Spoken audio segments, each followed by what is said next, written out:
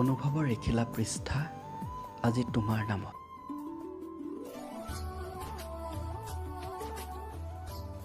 সময় সলনিৰ লগে লগে হয়তো তুমিও সলনি হ'ব ধৰিছা, মই কিন্তু একেই আছোঁ।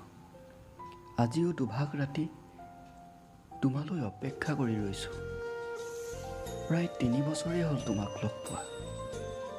আজি হঠাৎ কথা এটা মনত পৰিল। ৰঙা ৰংটো তোমাৰ এতিয়াও প্ৰিয় হৈ আছেনে? নে মোৰ প্ৰিয় আছিল বাবেই তোমাৰো আছিল? বহু কথাই শিকাই থৈ গ'লা। মৌন ওঠত আশাৰ ৰেঙনি বোৱালা। সেমেকা দুচকুত প্ৰেমৰ আবতৰীয়া সংজ্ঞা। ৰাতিপুৱা গধূলি দুপৰ নিশা চকুৰ পতাত মাথো তুমি আছিলা। আকাশৰ সেই জোনটোৱে যে আমাক দেখি ঈৰ্ষা কৰিছিল, এতিয়া চাগৈ সিও স্বাভিমানী হ'ল।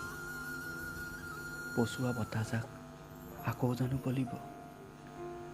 নে তোমাৰ দৰে সৰু সৰু কথাতে সেই বতাহজাকেও ঠেহ পাতে? মনত আছেনে তোমাৰ? খং উঠিলে তোমাৰ মুখখন যে পকা হোমথিৰাটোৰ দৰে হৈ পৰিছিল।